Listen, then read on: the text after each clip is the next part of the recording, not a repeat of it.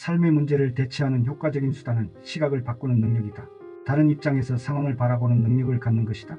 달라이 라마는 그것을 이렇게 말했다. 수행자는 어떤 경험과 비극적인 일도 마음의 평화를 위한 수단으로 이용할 수 있어야 합니다. 모든 일과 사건에는 여러 가지 면이 있습니다. 우리는 어떤 문제가 일어나면 걱정하느라 온 신경을 집중하고 오로지 혼자만이 고통을 겪는 듯 합니다.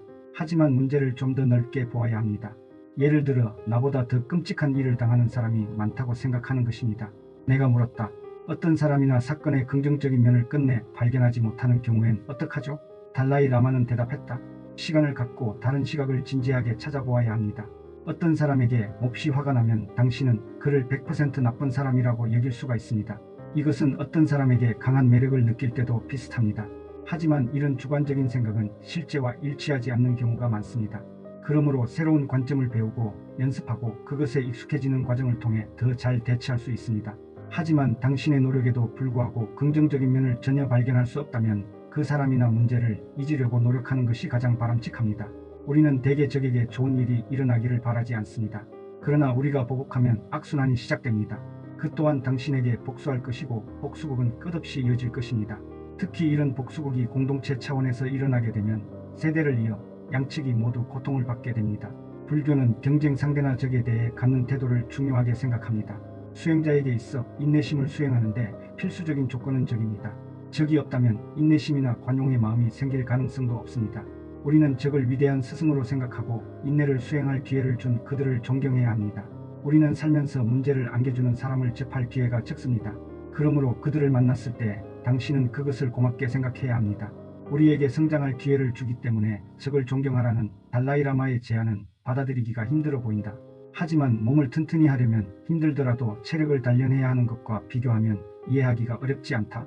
인간관계의 갈등을 호소하는 사람들 대부분이 단지 몇 안 되는 사람들과 갈등을 일으키고 있다. 직장 상사나 동업자, 전처나 전남편, 배우자, 형제자매들이다. 만일 우리가 어떤 장애물도 만나지 않고 산다면 어떨까? 아마도 살덩어리에 불과한 이상한 괴물이 되어 있을 것이다. 우리를 지금과 같은 모습으로 만든 것은 살면서 겪은 투쟁 덕분이다. 달라이 라마의 영적 수행에는 마음을 변화시키는 8편의 시를 매일 암송하는 것도 들어있다.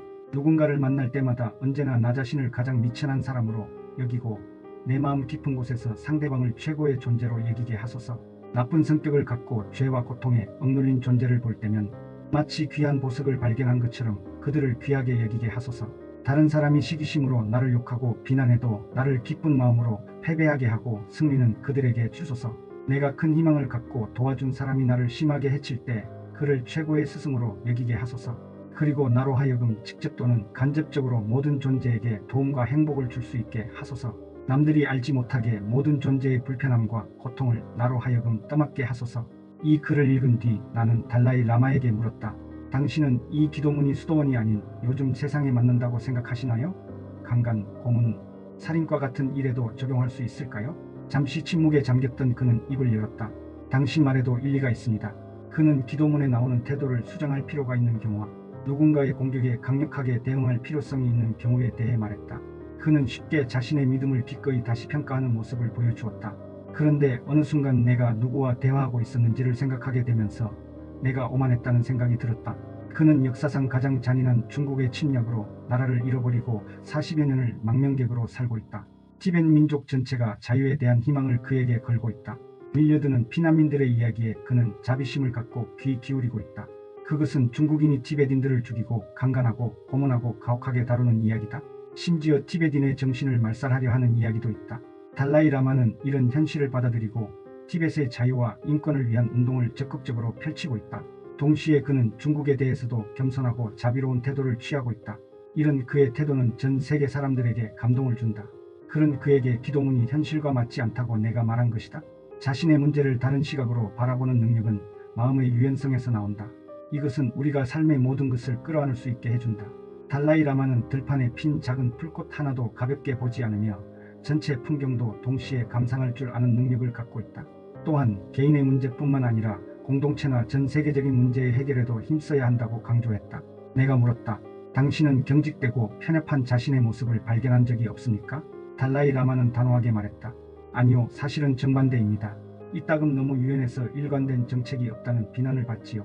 누군가 어떤 생각을 이야기하면 난 일리가 있다고 고개를 끄덕입니다.